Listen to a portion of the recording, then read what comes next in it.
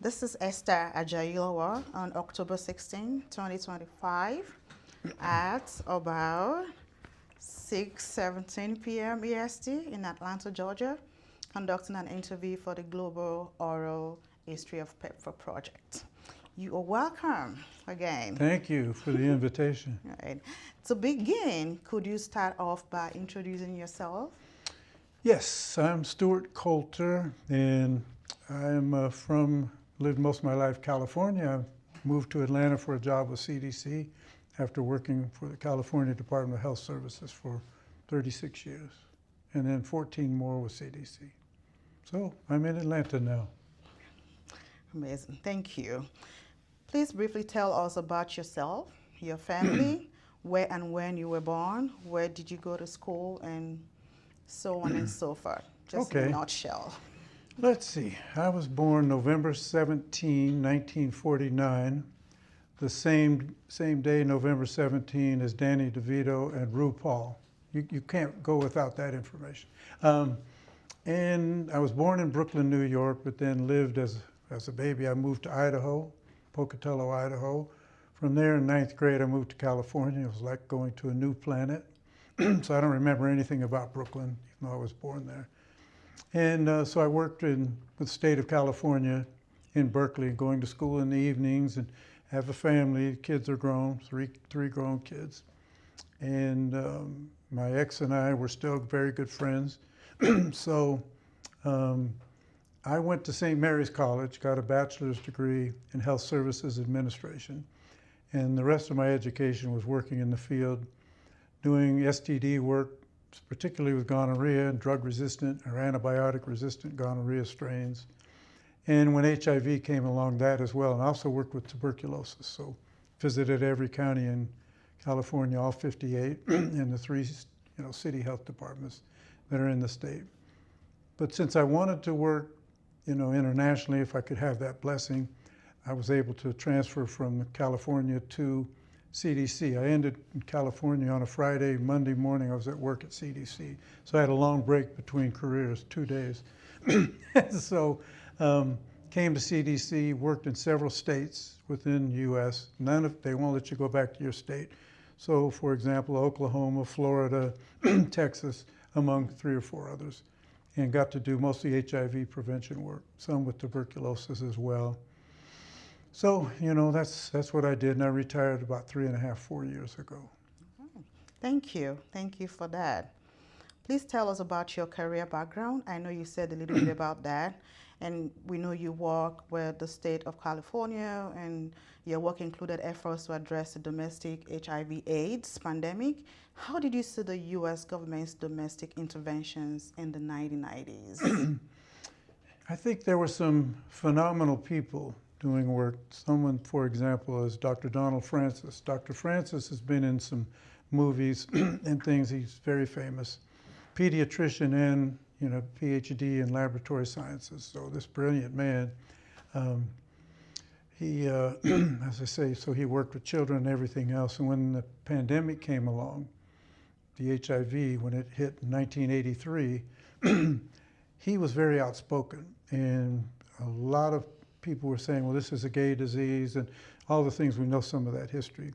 So I came along at that same time, and I was working, in San Francisco Bay Area, Oakland, Berkeley, as well as San Francisco, where the largest number of new HIV infections was occurring among gay men in those 2 centers, New York and California. So I got to be in there on the ground level, and I was being used to go out and talk and to follow up on contacts. So I probably found the first, through contact tracing in Berkeley, California, a gay man who I interviewed named a partner, and they said, we can't do that. Well, you can do contact tracing or partner notification with gonorrhea and syphilis, but we can't do it with HIV. I said, really? We got this deadly disease. Gonorrhea and syphilis are serious too. And, so I showed them some examples, and I fought with the folks in Sacramento. And I said, no, we have to do this. Finally, they listened to me, this little guy without a bunch of fancy degrees, but a lot of street knowledge. So long story short, we started doing partner services, and it was quite effective. And a lot of education, setting up testing centers, Magic Johnson, we all know when he came public with he was HIV positive, everybody thought he wouldn't be around long, and he still is, glad to say. And here was a guy who had the courage to come forward and talk about what this was like and the treatments that were available. So I got to be part of all this stuff that I didn't know was as much history as it is, but I loved what I was doing. And tuberculosis, I did TB work. TB, doesn't usually kill people if they get early treatment. There's some fabulous medications. It's no longer a big problem in the U.S., but still in many parts of the world, TB is a huge issue, especially in Mother Africa. And we found that TB, often the body can fight it off and people will be infected for life, but it won't kill them. But with HIV, the immune system was compromised, so TB became deadly as well. So when people talk about HIV, don't forget tuberculosis, which is still with us. So I had all of that going on that allowed me to work all these years. And later I worked in Ebola just before I retired in Liberia. So I was fortunate enough to have these opportunities and to work with some amazing people. So did I answer that? Yes, you Okay. did. Thank you. And we're going to come to Ebola a little bit as part of Okay. some other questions. What did you know about the states of the global pandemic, or especially in Africa, when you were working on the domestic pandemic? I know you mentioned a little bit, but could you expand a little bit more? Yes, what we heard about in Africa was the mindset was, oh, these people won't take the medication. There were a lot of people who had very little knowledge about the 54 countries in Africa. And they had this mindset of these people are backward and this, that, and the other. And I got to work with some fabulous laboratorians, physicians, and others, absolutely brilliant people. And so I was able to go in Rwanda in 2008 for 3 months in a wonderful program CDC had. And that introduced me to a lot of other people. So I was in Nigeria for almost 5 years. And so fell in love with the continent. And I've worked in Uganda, which invites African people from multiple countries. Uganda, Ethiopia, Liberia, Uganda. So I got to work briefly in Ghana as well. So what I found with Africa was that the misconceptions, and later when this amazing, wonderful program that George W. Bush started, we found that people were taking their medications. Quick story. There was a physician, when I was in Nigeria, and we were out in the field, and they would see me, and somehow they knew I wasn't Nigerian. I haven't figured that out. But we're out in the bush, and we've got a couple of my colleagues. One was a finance person, another was a laboratory person. We had a dynamite team. And they said to me, one doctor said, I could not walk around in the community and look people in the eye because I didn't have the resources to get the antiretroviral treatments. We didn't have the finance or the funding. The PEPFAR program came along, and he said, can I get on my knees and thank you? I said, no, but I'll get on mine and thank you for what you're teaching me. I'm not better than anyone else. Anyway, so we found out that people were taking these medications, and we were getting them to pregnant women and others, so we were saving multiple lives, because often we ended up with a woman who has a baby, the father's gone, and she dies of HIV, and if the baby has HIV, they probably will too. But many of these babies did not get infected, but some who were put on treatment. So there were so many great things that came out of this program. It's like none other in history. No country has spent, what did I look up here, was I think $15 billion that have gone into the PEPFAR program. So there's 50 countries now being, everybody thought it would only be, and they said we shouldn't spend all this in Africa, but it's in parts of Europe, it's in the Caribbean, and I've worked in Haiti, I've worked in Dominican Republic, and many other countries. So just a fabulous history of this, and to have been able to experience that, I reflect sometimes and think the blessing that I had. Thank you. Thank you so much. As the U.S. was starting to gain control of their own HIV and AIDS pandemic, what role did you think the U.S. should play in combating the global HIV/AIDS pandemic pre-PEPFAR? Yeah, I think pre-PEPFAR, there was a lot of homophobia, and people thought that, you know, these gay men are out of control, and they're just spreading this far and wide. And so I think what needed to happen was try to educate people and tell them. I would give talks sometimes, and they would send me to heterosexual groups that they wanted to get prevention, and I'd have some say, well, can I ask, are you homosexual? I said, no, I'm not, I'm straight, but I have gay friends. And they said, but you know, they're bringing it on themselves. Quick story I told them. I said, there was a doctor from a famous university in California, and I can name it now, Stanford. He was a cardiologist. This man, over the course of a 1 to 2 year time period, was so busy. He was the cardiologist. If any Bay Area, San Francisco Bay Area cardiologist needed to have one of their families seen, that's the guy they wanted to have seen, because he also did surgeries. And I said, you wouldn't have cared what his sexual orientation was. He was having very little sex. This guy is who you want to have, you know, operate on you if, you know, you're exposed to or you need heart treatment. So I would tell them, think about this. This is bigger than a small group of people. And I said, I know some heterosexuals that are into swinging or whatever. So let's judge individuals and treat people like humans, because most of us are not perfect.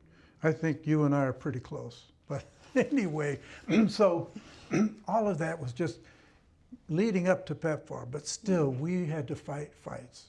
And we would find some public health and other people who supported it, but others just, you're throwing money away. I don't want my taxpayer dollars going toward that. Later they might find out that it was in their own family, you know, and then you'd have transgender kids and they would expelled from their homes, and the only way they could survive was selling their bodies to older, you know, if they were female to male transgenders or the other way around. Anyway, so I think so much good was coming, and then PEPFAR came along and we took it to another level as an incredible team. All right. Thank you. Thank you Am so I much too for that long-winded? background story. So many people have not heard of PEPFAR. I mean, even up till now. How would you explain PEPFAR for a layperson? What I would tell them was George W. Bush, his father we know was Senior Bush. He was, and to this day, has been a great man who goes across, he doesn't just say, well, I only deal with Republicans. He identified, he went and he wanted to learn about this disease, so he brought experts in. He fought for the funding for PEPFAR, which I'm trying to remember, and I thought I wrote it down. But anyway, several $1 million went into it. And it's the largest effort of its kind in history. Nothing that's known history, that much resources went into this fabulous program. It started in 2003, and the idea was to combat global HIV. So he had a perception and a presence to be able to say, we've got to spread wider. We're not just going to do it in the U.S. And he said, let's not worry about someone's behavior. If they're out of control, yeah, we try and counsel and say, look, some people knew they had the virus and tried to spread to others. We've got people that are mentally ill, and that's another part of it, is to bring those other resources in to support people. So leading up to PEPFAR, the work that happened was phenomenal. Post-PEPFAR, it even went to another height. It was, to this day, you're not going to find a better program. Thank you. Oh, so do you remember when you first heard about PEPFAR, and how did that make you feel? Yes. Well, when I heard about it, I was starting to read, and I said, this is brilliant. This is what we need, because at that level, obviously, in the White House in Washington, D.C., you got a lot of clout. And so he championed it, and the Republicans who were opposed, some of them still were and still are probably to this day. But, you know, the proof is in the pudding, as they say, and the amount of lives, they estimate that as of now, over 25 million lives have been saved. And millions of babies have been born HIV free. And over $100 billion has gone, 100 billion, not million, dollars have gone to 50 countries. Initially, people, as I think I mentioned earlier, said it shouldn't just go to Africa. Well, it didn't. It's gone to the Caribbean and in Europe and Asia. So when people say that, they can't say, oh, they're just favoring this. And the program is received everywhere. And there's nobody who's thoughtful and fair and caring would ever say this hasn't been money extremely well spent. I mean, can you imagine 25 million people got to live their lives in spite of this virus, or with the prevention efforts that they got for testing and education? I'll mention injection drug users briefly. I did outreach with them as well. And they said, well, you can't talk to us because you don't know what you're talking about. And I would say, I've done my homework. I've sat down with a couple of IDUs, and I learned, I said, here's what happens. You can take a spoon and you cook, whether it's heroin, it could be cocaine, whatever's being injected. And I said, I'd go out where there were shooting galleries, and they learned to trust me. You're not with the police. I said, no, I'm not. I'm here to help you. If you want to get into programs, we've got them. They would take and cook a little bit of heroin. And if I bought the heroin, I'm the one who's going to draw the syringe back first, and I'm going to tie off, and I'm going to inject it. Now, what comes in contact with that needle is going to be blood. Blood can transmit the virus. So if I take that needle out and I say, oh, I'm good, or I want a little bit more, and sometimes they would go back and forth with the needle and syringe. So their blood is in that cooker, whether it's a thimble, a spoon, you name it. So if the next person over there, Larry or Phyllis, comes over, Larry and Phyllis don't use a clean cooker. They don't have the little bit of heroin for them in a separate. So when they're drawing back the drug that they're going to inject, they're drawing some blood. So injection drug users were passing the virus, and people said, that's another group we don't care about. Big mistake. I've known some former drug users. One guy in Atlanta, phenomenal. He worked with the homeless and others, and he brought people in. They trusted him in the poorest parts of Atlanta, and mostly black. And this man and I are very good friends. I have a lot of respect for him. So I learned a lot from him about the field as well. So all of that being said, we got to a place where people were seeing the benefit of it, and that this is no longer being spread far and wide. We got people, if you're going to shoot up, harm reduction means we take these mobile units out, have former drug users. They would be there and support people, give them condoms, give them all kinds of education. They learn to trust, give them meals and things. So it just mushroomed into it spread far wider and other sexually transmitted infections as well. As I mentioned earlier, chlamydia, gonorrhea, herpes as well. So all of these things just mushroomed together for an incredible win-win in my book. Thank you, thank you. I like how you're spicing it up with all these stories. Amazing. Okay, we'll try and keep that working. Now we have a few questions about the CDC Division of HIV/AIDS Prevention between 2004 and 2012. You went to work at the CDC shortly after the launch of PEPFAR. What was your title? What was your purview? And what did you see as your mission at the time? Another excellent question. Public Health Advisor, PHA, was what we were called. And we needed to have finance information down because some of these countries were getting very large sums. And we had to make sure that they were appropriately used because taxpayers have every right to say, that money's going down the drain. These people are buying cars and, no. The monies were going out there to provide, purchase the medications. And so I would go out, and we'd also, some countries maybe were getting $15 million for a year. People, what? Is that much? Some got more because HIV was out of control in a number of countries. And so the money would go toward that. And we would have to go and sit down with the finance people and overcome during PEPFAR, the annual what they had to propose for the coming year, how effective they were. And people said, we went out and tested, we found this many people with HIV. And I said, my next question for you is, okay, what next? They said, well, what do you mean? I said, what did you do with those people?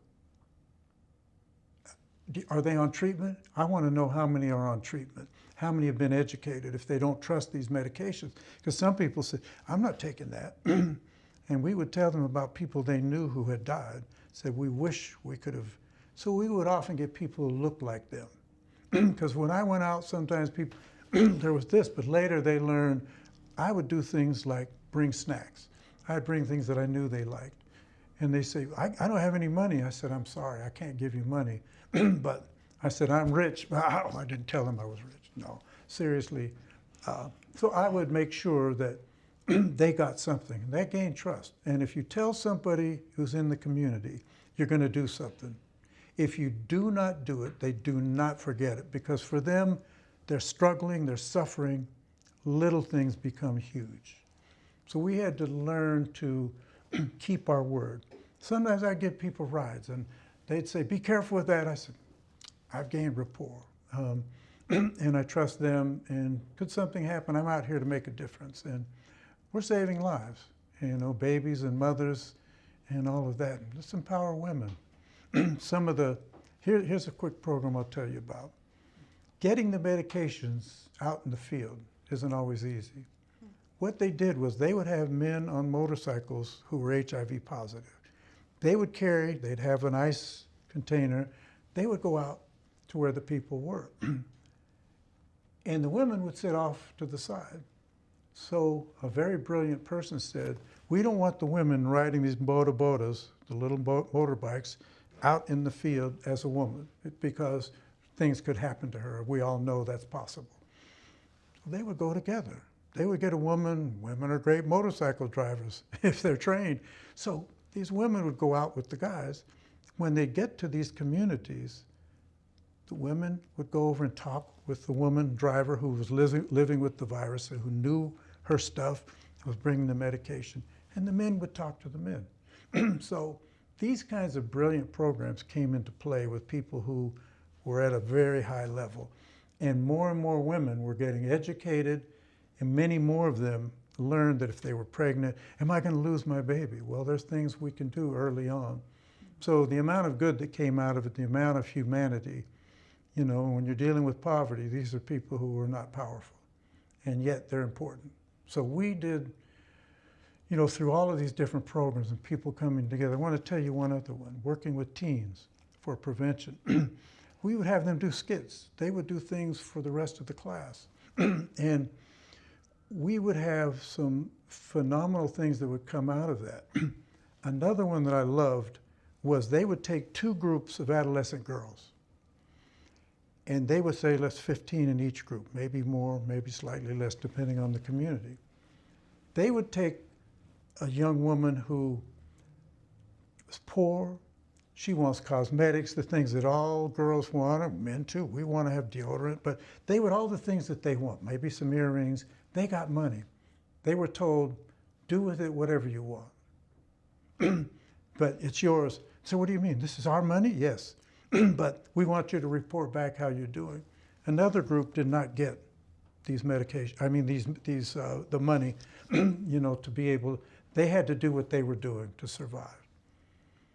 You won't be surprised, I don't think, to hear that later on, when testing was done before, at the start of these trials and this, you know, these interventions, and afterwards, a much higher percentage, almost none of the girls who got money were getting HIV. A high percentage that the others did, because it was among teens and older men. And maybe it's raining. This girl's walking. He sees her every day. He's married.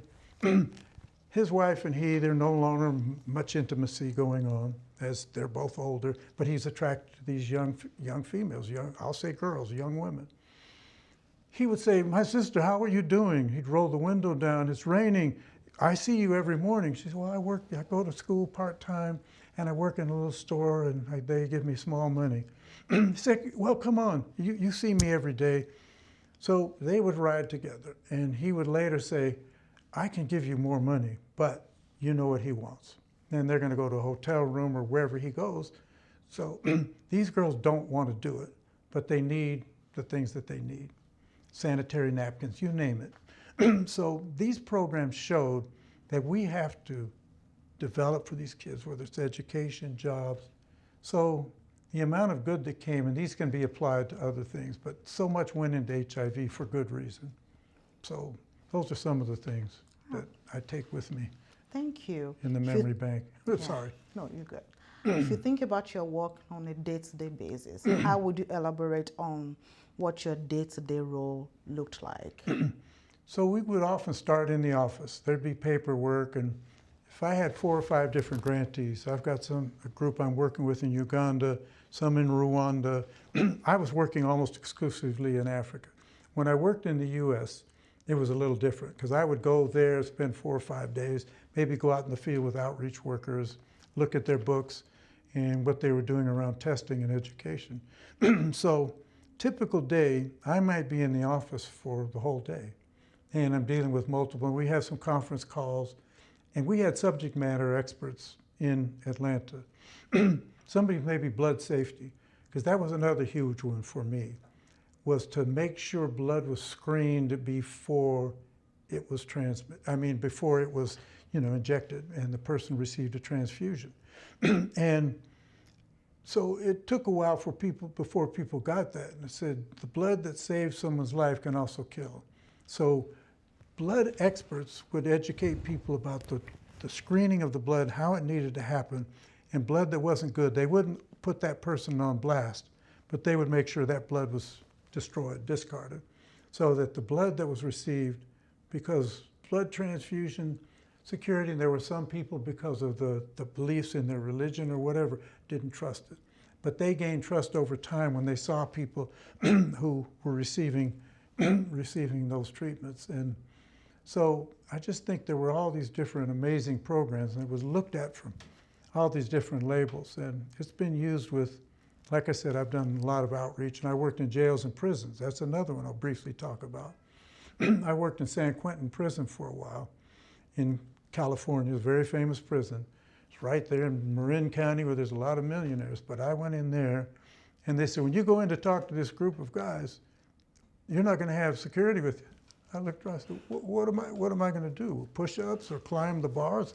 But on a serious note, I'd go in, and these guys had great questions.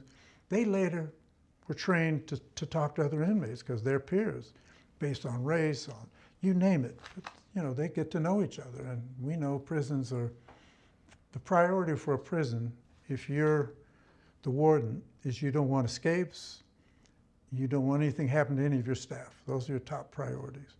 And if we can do things for the inmates, fine. But if something happens to them, it's not cared about as much. But there's some great leaders in prisons who also say these are human beings and let's educate.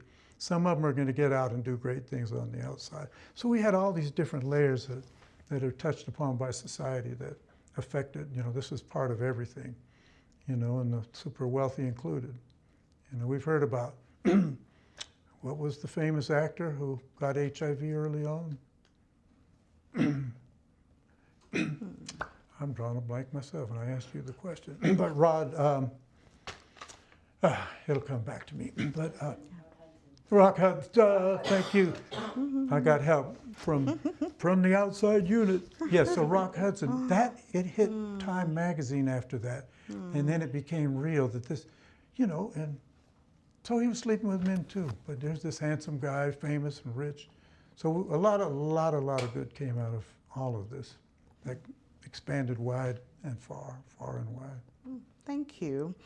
So since you work both domestically and globally then, what lessons could you take from the domestic that could be applicable to the global?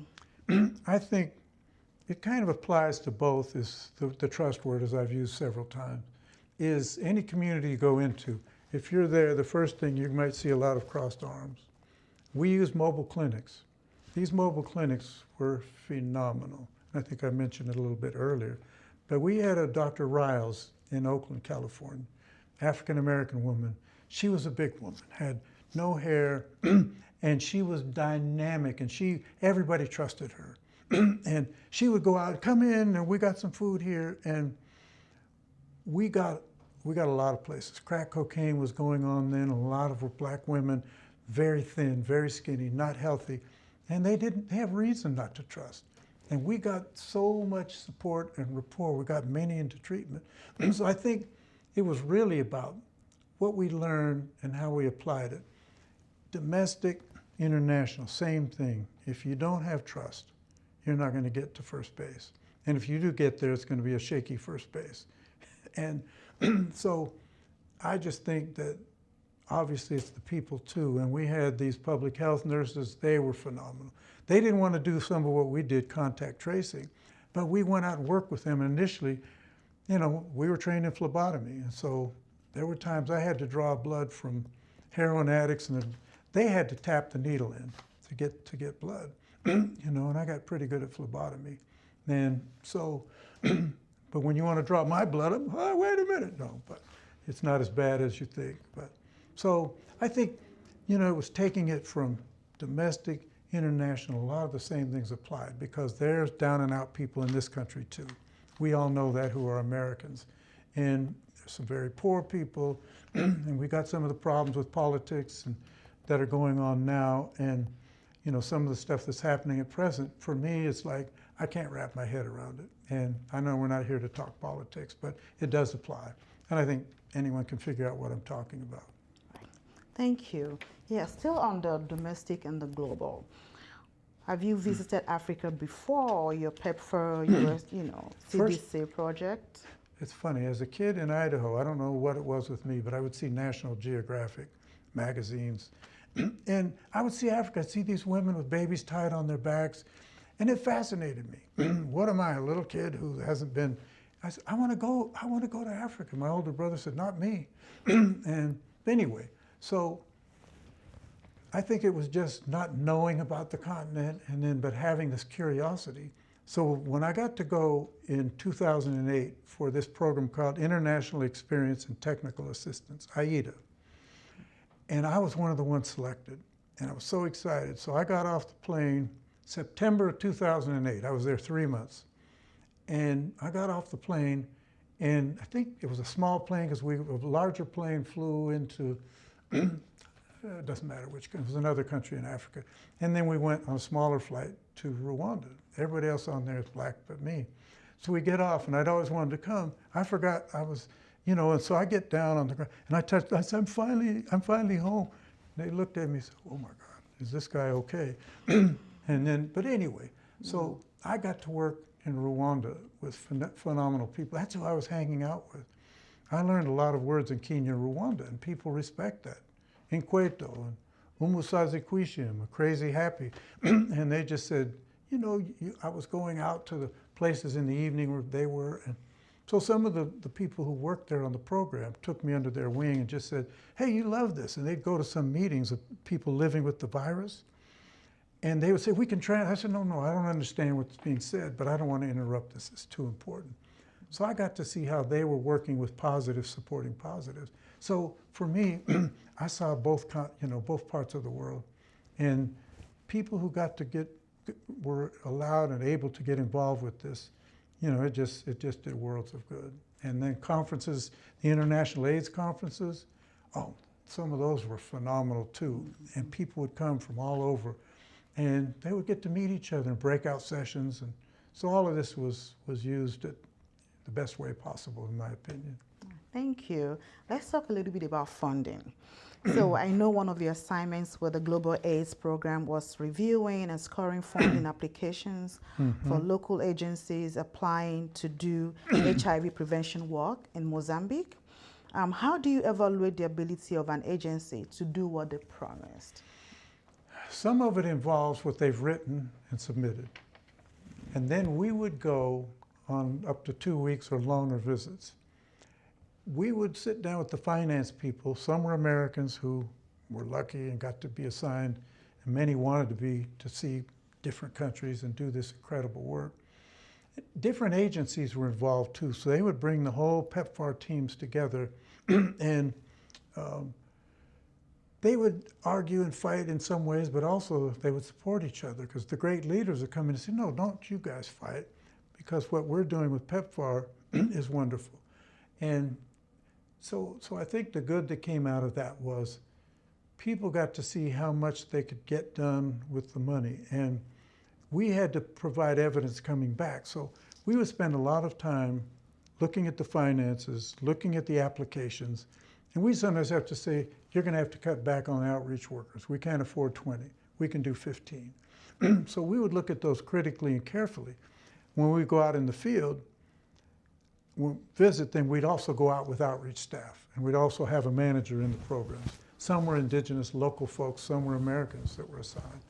But we had the blessing of being able to make decisions, and then sometimes somebody in back in Atlanta, in the finance office, they'd say, you've got to cut back on that. And we'd have great discussions. They say, Stewart, no, I mean, we see where you're coming from, but we can't afford that. So I'd have to deliver that words, but that information to them. So we would also just say, okay, we're going to have to find a way to be effective and maybe use outreach workers who are from the communities and find some compensation for them. They know and are trusted. I keep bringing that word up. So I think so much good came out that could be applied in other ways, in other areas, other kinds of outbreaks, TB or what have you. Right, thank you. So the nature of the prevention work, within PEPFAR could sometimes be heated and sometimes controversial. Did you see any of this, the division about ABC and the application? Yes, and there were some people, let's say, for example, the laboratorians would say, we're not getting enough funding. And the outreach staff were saying, and then the physicians and all the different things. And, we would have some great monitors or mentors and leaders who would talk to the groups and say, everybody can't get everything they want. We're going to have to find ways that are creative. Again, we can go to the Ministry of Health. Some of these countries you go and visit with the people in the top levels of politics, and some of them would give lip service, yeah, we're going to fund this better, and they wouldn't. So some people were going to their own pockets, and we didn't want to see that because they cared so much. It's their people, their country.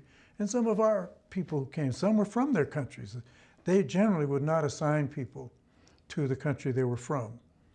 Just like with me, when I was working domestically, they said, you will not work in California. I said, I already worked there, so I'm okay. But anyway, so I just think it took common sense and bargaining, and when they'd have the big PEPFAR meetings annually, those were pretty amazing because there were some brilliant people there and a lot of disagreements, but it was healthy. At the end of the day, they would stamp it and it was a done deal. And those funds kept coming, and we prayed for the day wouldn't come when they were reduced because they're still needed. Because these bugs are not gone yet, and new things come out. Right. I don't know, somebody heard of, what is it called, Ebola? So there's an example, and we don't want more, but medical science and the fact they're cutting back on CDC employees right now is a huge mistake. And vaccines, and to say they don't work, they work. And a whole lot of lives have been saved by vaccines. And you get somebody who's not competent in there, eventually something's got to go, and some people have been fired who are experts. And we need them, mostly women, almost all physicians, some men as well, but these people are phenomenal. I got to work with some amazing people from different, I've said that about 15 times. But yeah, so that was part of the mix as well. Yeah. Thank you. Thinking more about those kinds of disagreements within PEPFAR, specifically concerning prevention of HIV and AIDS, and thinking also about the ABC, abstinence, be faithful, use condom, where there's some disagreements about that particular strategy, and what did you make of those? They make total sense. And there's some people who won't use condoms. And we've got something amazing, as I think we all know now. The general public may not all know, but primary prevention, taking a pill before you're going to go out for gay men. They're going to go to a bathhouse if some are still open. But is, the prophylaxis. You take it before you go, because some people, I'm not going to use those condoms. So they can take HIV medication a day before and go out and they get wild, heterosexual, gay, you name it. And the likelihood of transmission is close to zero if they're taking those meds. So I think we've learned a lot. And if some people are honest, say, I'm not going to use condoms. I'm just, you can give me, I can give them out to people I know or on the street. Again, those mobile units were good because their peers were out there. But teaching people how to use condoms, because I used to give a lot of STD talks in schools. And I would use a dildo and I would take a condom and roll it down. And sometimes only on the board. Some schools, they said, you can't bring that in here. I said, okay, I don't make the rules here. But later, the kids would come back and the feedback was always good because I'd involved them. I want to hear what you guys think. Some of them were very well informed and others weren't. And some would later say, there's a way to do it where you keep it light, but you don't make it a joke. Don't get a bunch of laughs. Oh, this is, on the blackboard, you draw a picture of a penis, and the testicle, and you don't say, this is, can anyone guess what that? Don't do that, because kids are already shy enough at that age.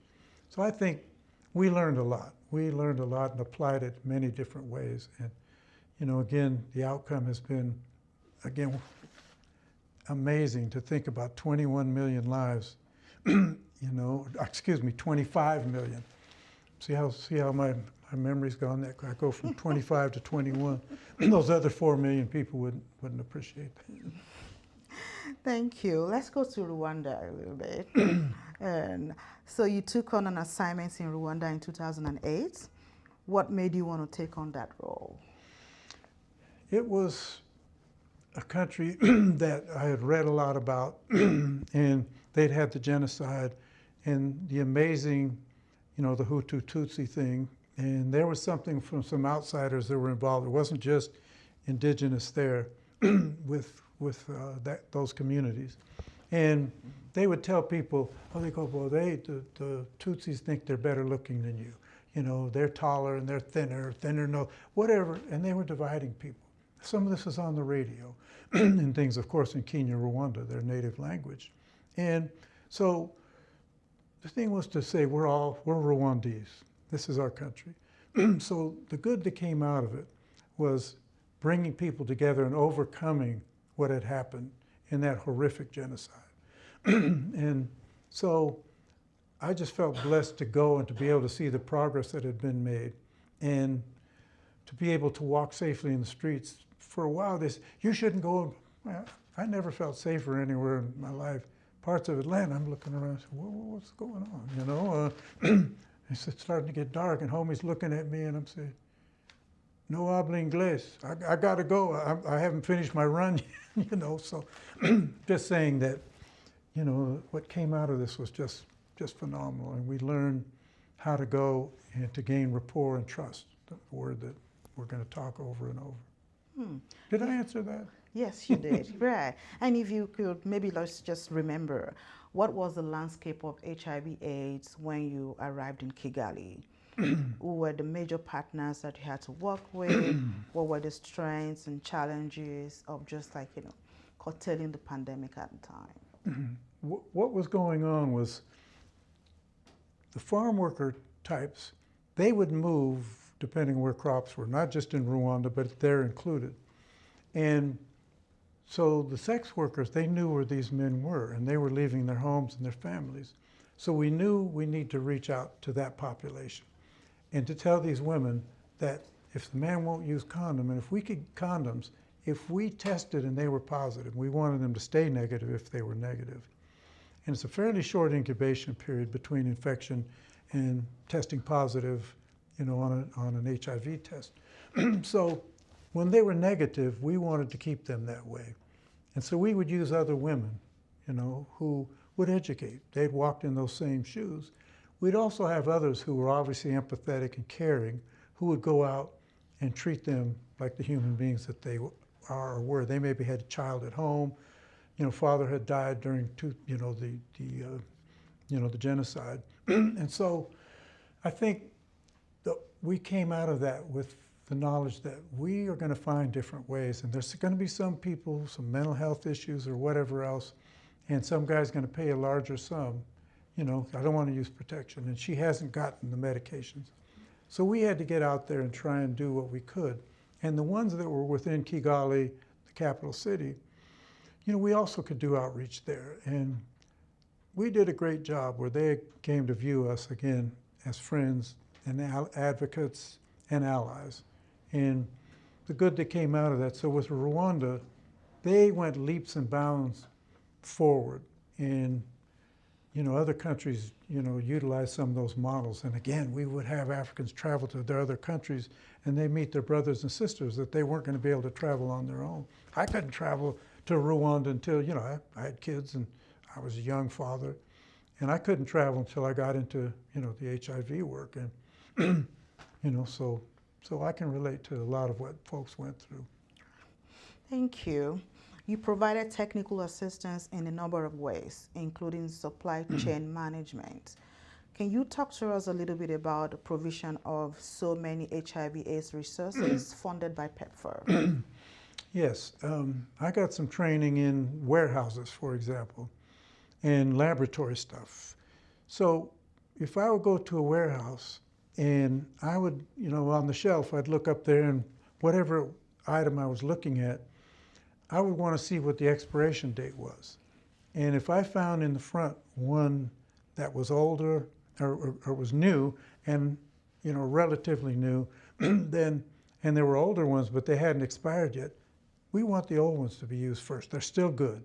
That expiration date comes, check that, you toss that item. You tear it up, shred it, whatever. So I learned those kinds of things. And, you know, what the folks in the laboratory are doing. I'm not a laboratorian and I don't know the things they know, but I hung around and they would teach me, let me look at things. So I think it was the things that we learned in the field to apply that and make sure that, because I've gone to some of the other countries I was later assigned to, and I would find that their, you know, their pharmaceuticals and the things in the warehouse, the temperature was too high. And some things need to be in an incubator. And so we would educate you can't use this. And so I think the improvements that were made, and then mentoring, you get some people who were really sharp. Maybe they were a dentist at one time. They wanted to shift, you know, so they got some medical training. So, and dental work was important. If we could offer that to people, so many will do this because they can't get, you know, their teeth are crooked. And they're very shy and bashful about that, which we can all understand. We all want to look our best. Thank you. Did you, like, you know, have to work or participated in any collaboration with the Rwanda Ministry of Health or, you know, the National Drug Authority? And could you tell us a bit more about your work with them? It was often very difficult to get a meeting with the Ministry of Health. I got more of that and I became known in Nigeria. But in Rwanda, I got to meet with some folks who weren't at the top level. And you know, Paul Kagame was there and others. And I have a famous relative who played in Hotel Rwanda, my daughter's, my son-in-law. And so I used that when I was there, Don Cheadle. I don't normally go around talking about that, but he's my son-in-law. And he played in Hotel Rwanda, and that was a huge hit everywhere. So when they said, "Are you serious? Oh my God, Mr. Kagame wants to bring them, your daughter and her husband, back." So I went to the palace where, you know, of course, a ton of protection for Mr. Kagame. And he came out and briefly greeted me. And I said, "Oh," and, you know, I got down on one knee. He said, "Oh, no, you can stand up." I said, "No, you are." You know, and he's got quite a history, as many of us know. So I use things, you know, I don't go around telling people, you know, he's my son-in-law. And they don't send me money anyway, so. But, you know, so we would use those different kinds of things and whatever advantage we could get to. And somebody who knew somebody, and they say, "Oh man, I met this guy, he's really cool. His team, you know, can you guys carve?" "Well, we got a meeting 6:30 in the morning. I said, "Oh no, you guys can come, you can have 15 minutes. I said, "I like to sleep till 9 a.m., but they said, "Not today." So we were flexible. You know, you gotta, when you're dealing with people in positions of authority, and they will find a gap for you. You better take advantage of, short of having the measles or something. You know, we'll get on vaccines maybe another time. Thank you. Thank you so much for telling us a whole lot about Rwanda, Kigali, and all that. Let's travel a little bit and let's go to Maputo, right? And you were there in 2010. Could you tell us a little bit about the landscape of the HIV/AIDS at the time you arrived? Yes, they have an excellent CDC program there, and it's still running. And they haven't shut it down. So one of the drivers, you know, they speak Portuguese, and you know, that's who colonized them. And so the Portuguese still have strong hold there, and they've had some leaders. One president was removed from office finally. Guebuza was his last name. But Samora Machel was the president that they all revere as a leader. He and Nelson Mandela, there was stuff going on with marriages and things, but they both were phenomenal warriors. And he died in a horrible plane crash. But I got to meet important people in Mozambique as well. And they were surprised that I gained rapport, and I don't speak Portuguese, but their African language in Mozambique is, I almost said Luganda, it's not Luganda, it's Shangana, thank you. And I learned a few words in Shangana. And so taxi driver something would say, oh, I said, no, just a little, but just knowing a little bit and showing respect that we don't just speak Portuguese and English. And many Mozambicans don't speak English. So some of the things I went to, I couldn't communicate, but they said they wanted you here, and you know, you did really good work, and I picked up what I could. Kani Mambo, that's the word in Shangana, is like a greeting, Kani Mambo. So don't get older, okay, the forgetting thing, but it comes back with your great questions. That's helpful. Does that answer that? It does, thank you. And I'm still, you know, on Maputo, Mozambique. Okay, good. So what would you tell us about the framework implementation plan? And how did you work with the Mozambican government on that? And how did you promote sustainability and equitable partnerships?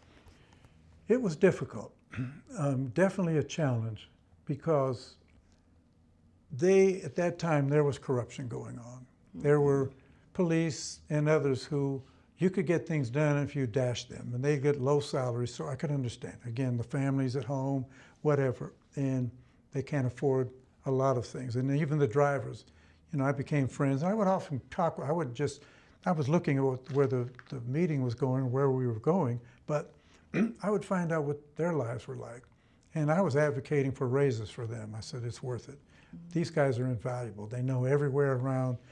And some of them were very savvy and wise men, because they were all male drivers while I was there. So I think we would utilize that kind of information and what they told us to do and not to do. And when we go higher ups within the program, there were Mozambicans who were experts in all these different areas, just like the other countries. And I would go to them for information. What is needed? What can we do better than what we're doing now? And so I think we ended up with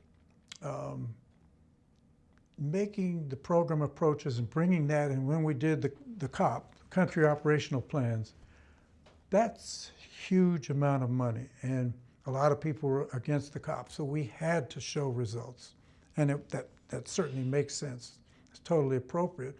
So during the COP season, there would be a lot of arguing, but it was healthy, and you know, because things were learned and people, they didn't always get their way, but they were there, and the head of the COP, who was over all of that, and it's been the same person for a while now, they've changed, but they were very savvy.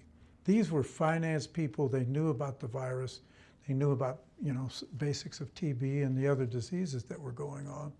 And so, you know, those were phenomenal meetings, but we had to be able to, you know, articulate and learn from the local folks there in their areas of specialty for obvious reasons. They're from the country. They care about their people. So I think it was meshing things together. And sometimes I would ask, can Dr. So-and-so go with me? Or, you know, on this site visit, because that's his or her area of expertise. and say yes, they can, or no, they're not available. So I would sit down and pick their brain and get as much as I could. I said, are you being near your phone because if something comes? Yeah, but I'm busy. I said, I know, but I'm going out to, this is a grantee that gets a lot of money. They're a big grantee. So we got creative, you know, that's not in the book. No book can cover all the details. You do it from real life experience. And we got pretty good at it. Right. Absolutely, yeah. And part of the reason we're doing this work, just to get all of those experiences that wouldn't have been covered in like books or publication. And thank you for bringing us to COPS. So you worked on the, you know, the country operational plan, and then you also worked with the ambassador with the responsibility for the whole thing. Could you tell us about that process? What went into it? Who were your partners, and how were the goals determined? The partners were those who had submitted an application that was being considered. So those were the partners that would send representatives. And all the people within the program, those were the ones that we would tap into. Some of them would go on the visits, depending on who we were visiting with. If I'm bringing the gentleman who was a dentist, and he would go, oh, it was so good to have him there. Because it wasn't about my ego. The people don't need to know, you know, oh, you know, I know this, I've learned this food that you guys eat, even though when you're having the small talk, you can do that. And so, anyway, so I think it was having the right team together and knowing when to be quiet and let other folks, you know, speak, share their expertise. And then they may have something I can add to, even though they're an expert. I sometimes pick things up and they'll say, you know what, as long as I've been doing that, I didn't think of that. I said, just like if you watch me changing a tire on my car, you're gonna say, oh my God. I've done that a few times. They show me, here's a better way. So it was that kind of thing where common sense, it's not always common, so I guess good sense maybe is better. Thank you. So just before we leave Maputo, Mozambique, were there other PEPFAR projects that you were involved in Mozambique? Mine was mostly outreach to visit the funded partners. And sometimes they would take us out to where their, you know, their folks were. And they didn't let many people come in who didn't speak Portuguese from outside. And I came on short notice, so I, you know, and I know some Spanish, but they're different. You know, Spanish speakers and Portuguese can communicate maybe 15, 20, 30% at the most, but they can't really. So if I were to be sent again on a 2-year assignment, they would put you in an intensive Portuguese course. And I didn't get that, but they said, you know, you've been requested by multiple people, so we're gonna send you, and don't flop, don't mess it up. I said, okay, I'm gonna do my best, you know. Thank you, Igwe. So now let's go to Niger. Abi. Yes. Let's go to West Africa and then Nigeria in particular and talk about your work with the CDC PEPFAR in Nigeria between 2012 and 2016. So in 2012, you moved to Abuja as a public health analyst. Will you tell us about your work with PEPFAR in Nigeria? What was your purview? What did you see your mission as in Nigeria? Some of the staff, and these were phenomenal people, as I think I've mentioned. Some were laboratorians, some were physicians, others statisticians, and you name it. And so they came from all these different backgrounds. I was a team lead, so I had a team of maybe 4 under me, and there were other people, PHAs like myself, who were from the US, and they had their own teams, and they were assigned other states in the country. And, you know, some of the high morbidity states or higher morbidity from the testing, you know, there were 54 states. And so I was used in many of them because they said, people know you. The word kind of spread, and I'm even in one Nigerian movie. That's another story, another day, but that's pretty funny. Somebody found out who my son-in-law was, and they couldn't afford to go to Hollywood and get somebody to play the role on a movie called St. Mary, it's a ship, you know, where they were trafficking girls and women, and anyway, and drugs too. So we would be assigned to different states within the country. And so we would talk with our subject matter experts, and they knew the country, and then we would go on visits. So they would sometimes come to Abuja, and they would meet in the U.S. Embassy there. We have a wonderful embassy. It's very nice in Abuja, and there's one in Lagos as well. And so, you know, that's how we gained rapport too. And so when I would go out there, Sometimes they say, hey, we can't treat you to lunch, but can you come visit another time? We can bring some homemade food. You like Nigerian food. So I'm getting into the culture, and we're going to get the business handled. But when you don't have to come and be savvy and knowledge, care about the culture, if you come and say, I'm here for business, and do you understand this, and this is what we need? There were some of those people very effective, very good, and they got great results. But we would look, as you might guess and imagine, how many people who were already positive did we get on antiretrovirals? And how many new positives did we find? And all of these different programs, to get the girls and women in particular, on treatment. And some would travel. There were women who were professionals. You'd find these beautiful women, and when I would go out in the evening with friends, sometimes they'd see I would start conversations. And I said, where are you from? I've never seen you in, hotel. They have a little bar, and I don't drink, but I would go and hang out with friends. Anyway, so they would say, oh, I'm from here. And then as we talk, well, I'm an engineer. And I know there's chauvinism in a lot of different places, including in Nigeria. And not with all men and not all programs. But they would say, well, nobody will hire me. When I come for an interview, I would get asked the first question, as you might guess, are you married? No, I'm not. Or even if they were, they said, my husband's not hired, or he's sick, you name it. They say, oh, okay, so you're single or you're married. So what do you like to do? Not finding out about their skills to do the job, even though they obviously had the credentials. So they often wouldn't get hired because they weren't willing to go and sleep with these men. And so they would sometimes basically be forced. They still had school fees to pay for from their graduation. So they would come dressed nicely and look for jobs. So we were looking for fundors, and we would lecture them and say, you need to keep work and personal lives separate. It's easier to say, not as easy to do if you're working with people every day.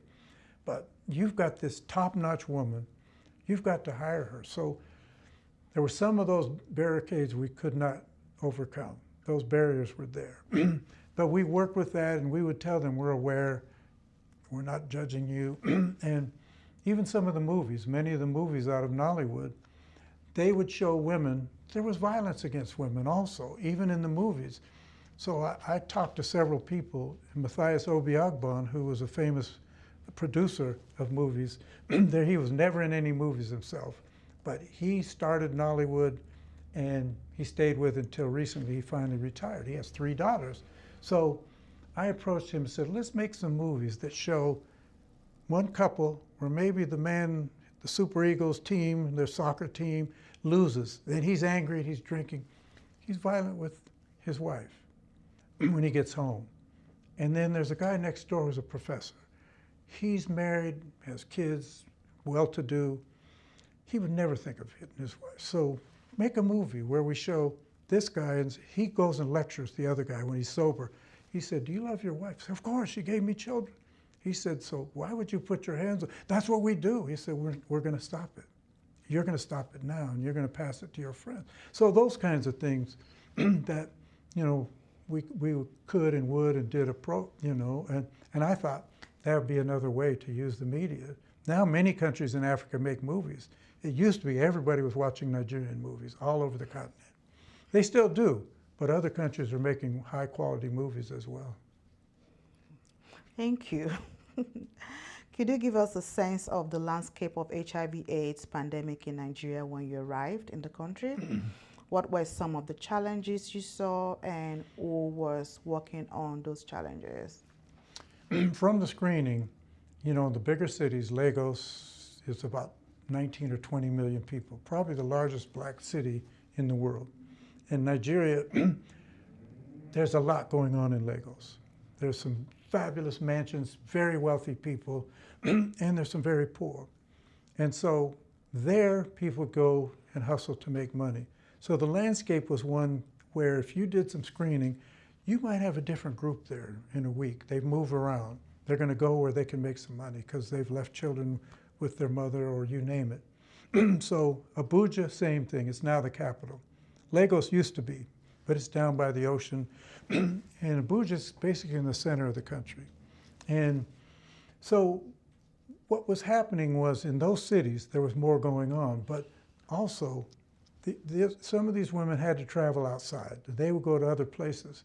So some of the other states also had high HIV prevalence rates. So, you know, we had to be creative and keep up with the line and, you know, where people are going and have those people that trusted us and knew we were there to better things and to protect children, because there's no country in the world that loves their children more than Nigeria, but there's plenty of other countries that love their children too. And so, you know, we would often use that as to say, do you want your daughter to grow up with this, or do you want her to have an opportunity? She's a beautiful little girl. I mean, I love kids, and I hope she grows up to do whatever she wants. And we have to all, so I think some of that has changed. And I don't know if the movies are reflecting that, but there's a lot of ways to reach people. And, you know, in the pidgin English that's spoken, they even have, they don't lose their pidgin English. And you'll have kids on the radio on Saturdays, and it's important, keep your culture. And I learned some pidgin English, and I knew just enough to get myself in trouble, you know. Abi, we just day, we go chop well. You know, so I speak decent pidgin, but at a kindergarten level.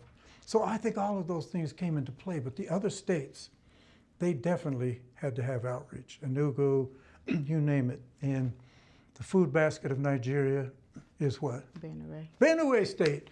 And if you drive in there, they say they're the food basket. And there's several universities there. There's great schools. So we also brought several of the young people and trained them to talk to their peers.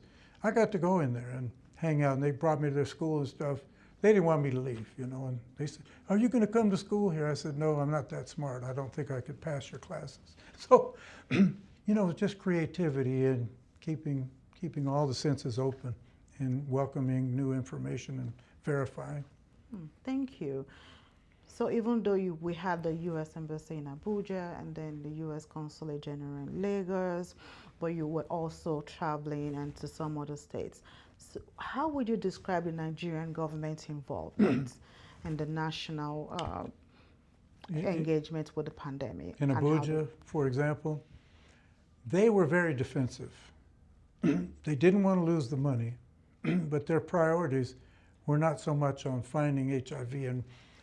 And we tried, and I was in some meetings where some high level would come in, and I could tell from, you know, when I would talk about the pandemic, the epidemic within Nigeria, and they would come at me with, oh, so what about this funding? Are we still going to get this, you know, this 3 million here and this 14 million here for the laboratories? And I said, yes, but we have to have results. I said, we don't want the money, but if it's not productive, I'm the project officer for this country, and I'll have to get it cleared with higher levels, even up to the chief in Atlanta if I have to, but I don't want that to happen.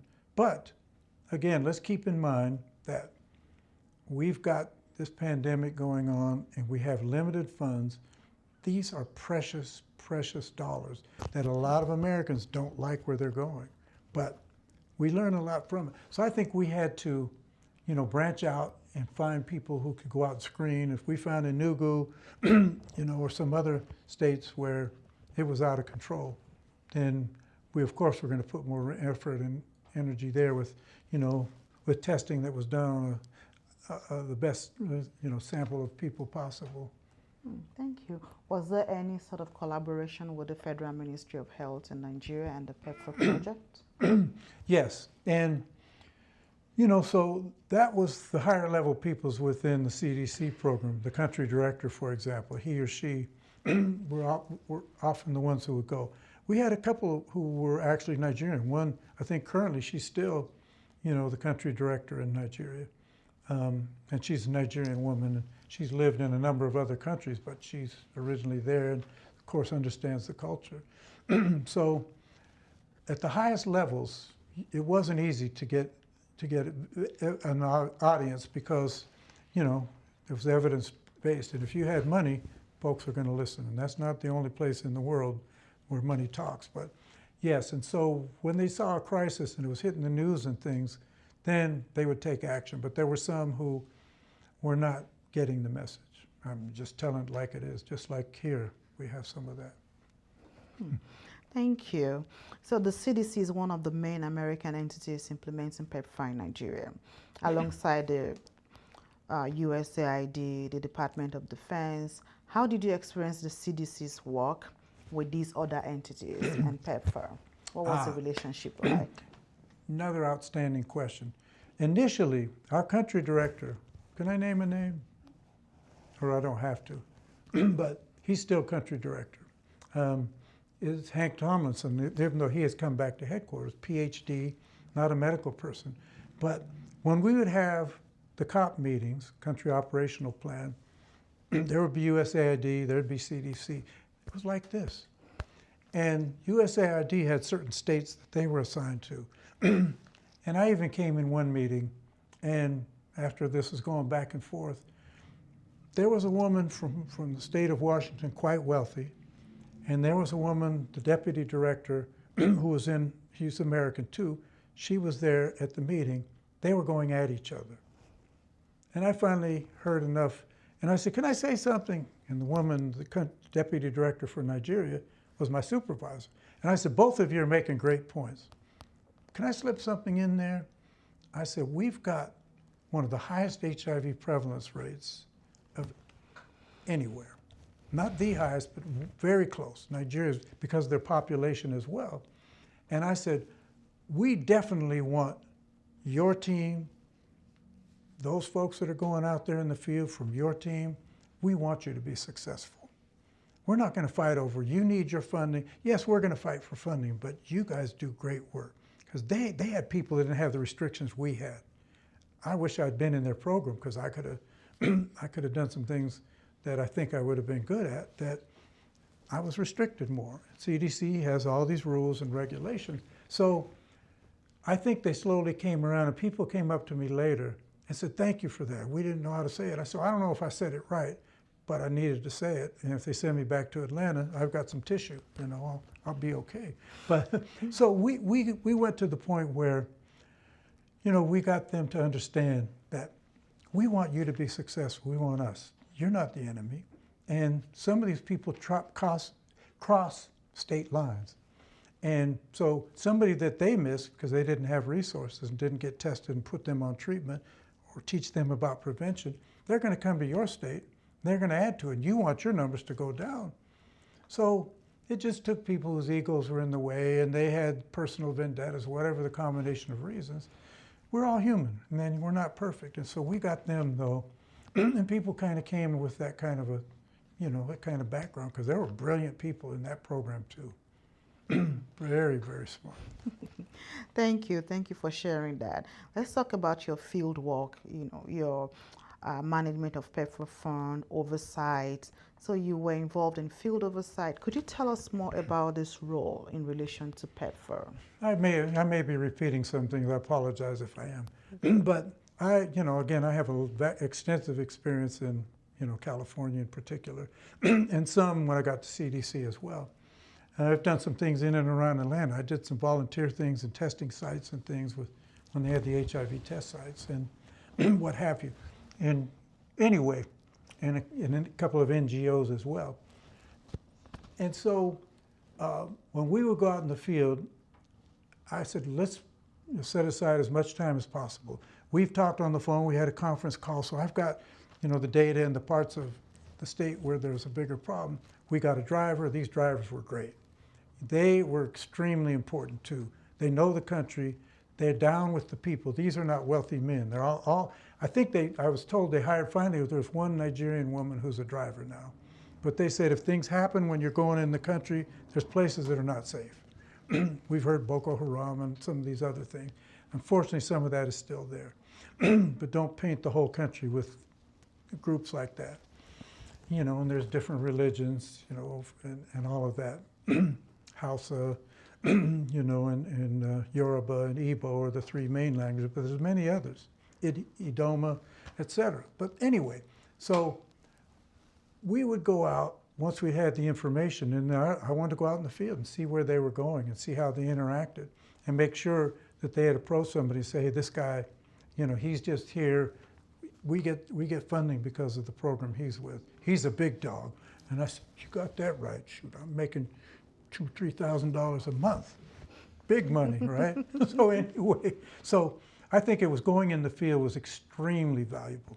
And, I think invariably with our experience, and several other people on the team were also very experienced in different areas of public health, that we were able to get out there and make suggestions and observations that were successful and helpful. All right, thank you. You're leading us to the money. And, funding is... Must be the money. Yeah, funding is one of the, important things about PEPFAR and the project itself. How were the funds disbursed in Nigeria? Well, as I mentioned, in fiscal year 2004, that goes back 20 years, there was $2.4 billion allocated, and people were screaming, and now it's gone up. I don't have a current figure of what it is now, but it's higher. And so those COP meetings, the Country Operational Plan, this stuff was all discussed. But everybody advocated, of course, for their country, but we would have to go in and talking within Nigeria after the COP meetings were done. And then we would sit down and talk about who was going to get what within the country. And we'd have meetings, people would come to Abuja, and we would have these meetings. And then the individual NGOs, non-governmental organizations, how much they were going to get and how we needed to tailor things, because like I say, they were my mentors too, and I wasn't at all embarrassed to tell them, I learned a lot from you. And because, none of us, again, I've said it about probably 5 times, knows everything. So I think it worked out by having it on paper and going out and coming back for meetings after we did site visits. And I might not be the only one going. There may be 2 or 3 of us, from the embassy team. And they would go with other, project officers that had other states. So we would go out there and we would come to the best solution we could possibly. And invariably, I think we did a very good job. A lot of people were found who were positive and not on treatment, that were placed on treatment, and understanding that unless a cure comes, which hasn't happened, they were going to need to take their meds for life. And we had ways to, to encourage that, and just to say, you got this beautiful family, and I know when your son, your daughter, when they're in school, you said you weren't able to go. When they graduate college, because there's funding for that kind of thing too, we know you want to be there. And you don't want them to be raised without you. So take these meds religiously, daily. Watch your health, do other things that you need to do too. If you smoke, try to quit that. If you drink a lot, and alcohol is a huge issue in every continent on the planet. It certainly includes Nigeria and Africa. And so when we can get people to understand that is a drug, and people always say drugs and alcohol, and I say drugs including alcohol, because it is a drug, and it's legal, but it can be abused and cause problems, as we all know. Thank you. So you mentioned the nonprofit, the NGOs. Were there some other entities that were also receiving funds from PEPFAR? Yeah, within the ministry, there were, laboratorians and other things that we dealt with. And so, yes, there were other entities involved. And, the religious, we had to bring the church things in.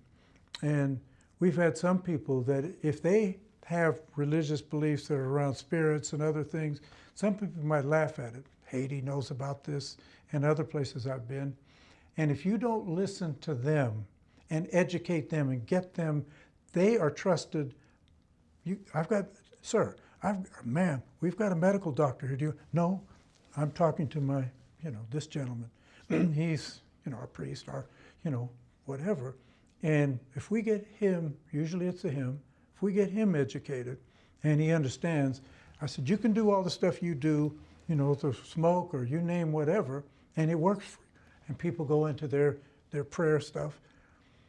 If we don't listen to them and get them on our side, and if they support, we had a few who would go and talk to gatherings. And that was incredibly, because they trusted it.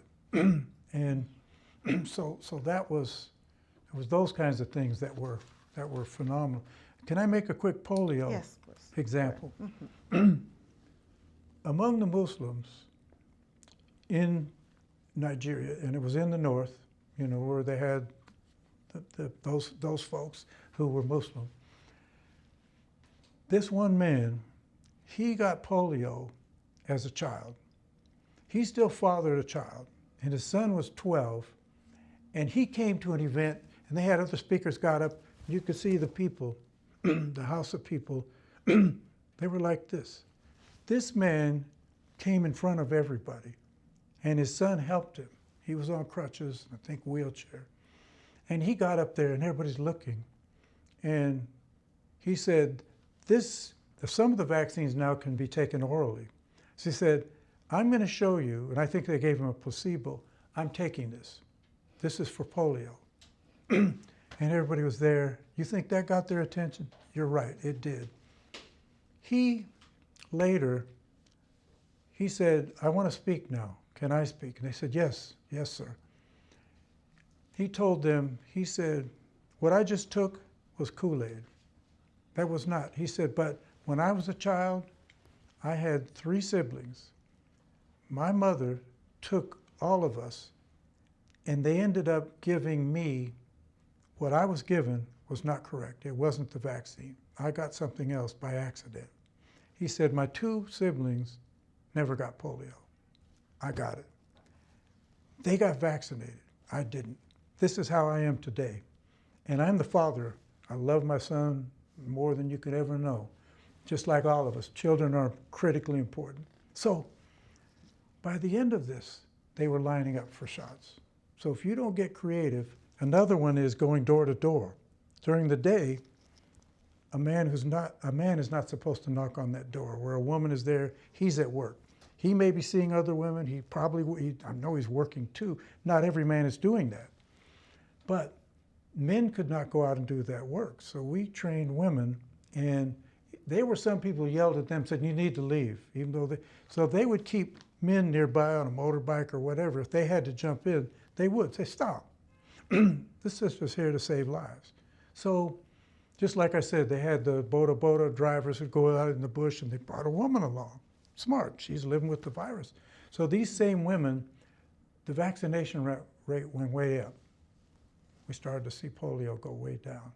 And it hasn't been eradicated, but it's close. It's one of, like smallpox, great example I use often talk, wiped off the face of the earth. There's 2 samples of it, one somewhere in the US, hidden, and one in Russia.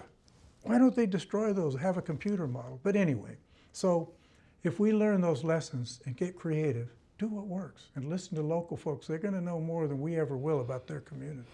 Yes, and thank you. Do you remember some specific projects that were funded by PEPFAR in Nigeria?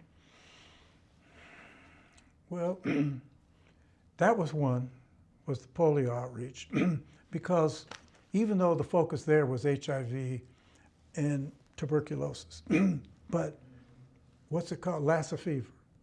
There was a Lassa fever outbreak in Nigeria and had to go out and educate people and to tell them. So those funds were used because people were dying. And we went in areas where testing was already going on for HIV. So bring more things in.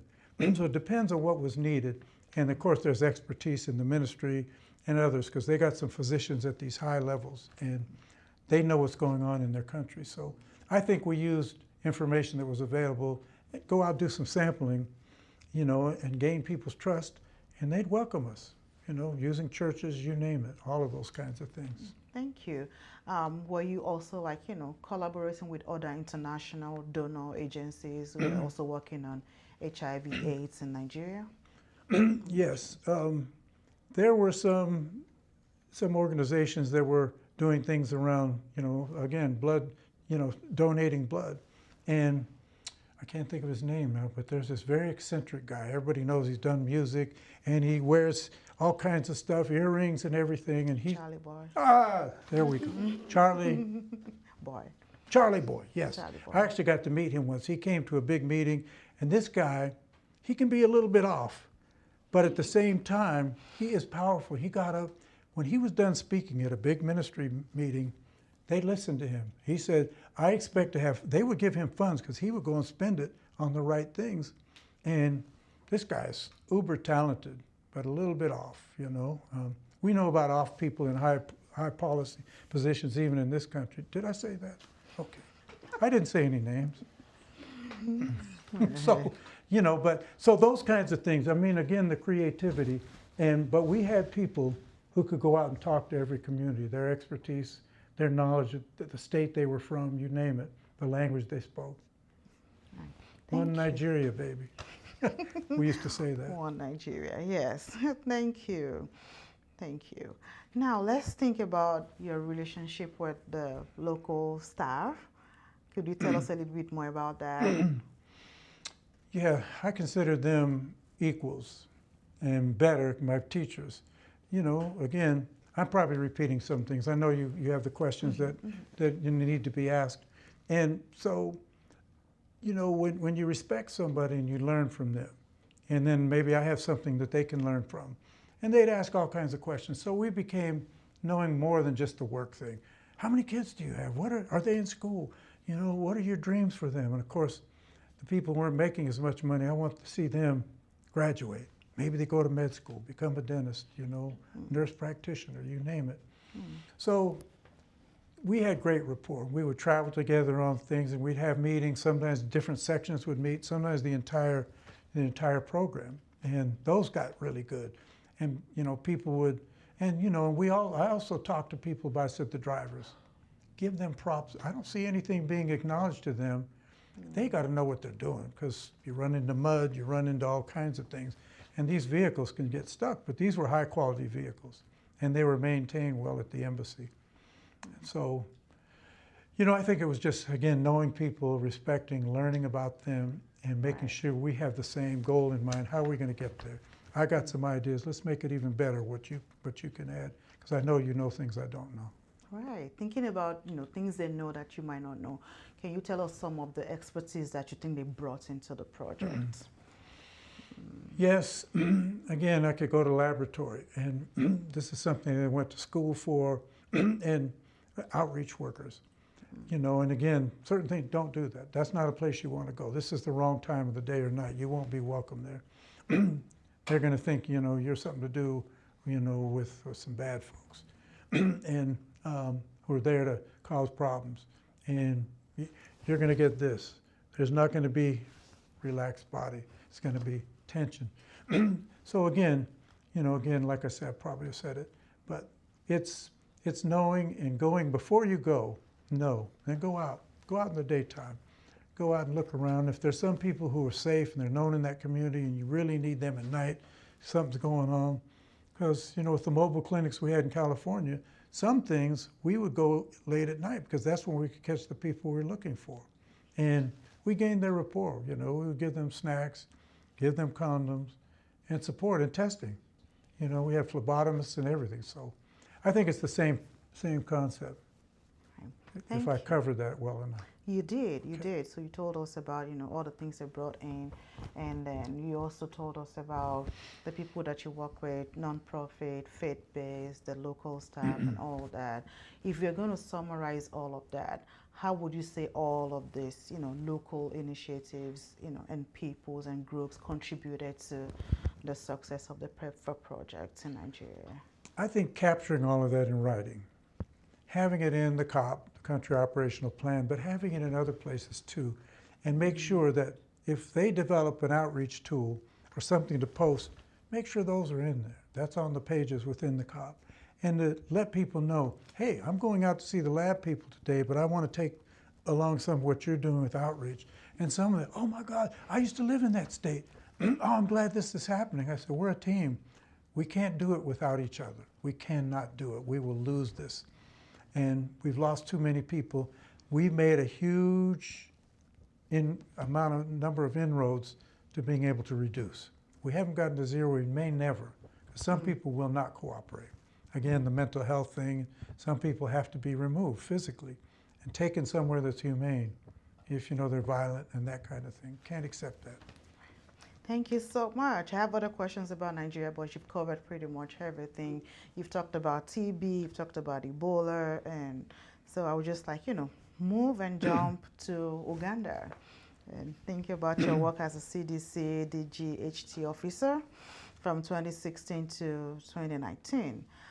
So you returned to Atlanta to work with the Division of Global HIV and TB East African team. Tell us more about what this role entailed and how it compared to your work in the field. Uganda is a very interesting country, and a lot of, I'll say this of every country in the continent, a lot of brilliant people. And they've been called, well, no, I'm confusing this one almost with Nigeria, but they are known to welcome other neighboring African countries. Not everyone does. So I'm staying in a very nice hotel close to the embassy, and I'd get picked up in the morning when I was there for 2-3 week, sometimes longer visits. And I'm walking through there and I'm hearing the Rwandan language, Kenya Rwanda. I know a few words. And I would hear Luganda, one of their languages, and Swahili. Swahili spoken mostly Tanzania, Kenya are the two countries that speak the best Swahili, but many other Africans speak fluent Swahili. And some of the greatest leaders have wanted all Africans to learn Swahili, and not just languages from foreigners who've come over and done what has happened to our continent, taken resources out, and they get rich and we don't. France could tell you about that. That's another story. They're not the only country, UK, Portugal. Anyway, that's where all these languages are spoken. Mm-hmm. So, you know, it was the idea of recognizing and, you know, pointing out to people how they communicate and showing value in that. And, you know, going from there to make sure that other people outside also hear. We're going to toot some horns and say that there they welcome.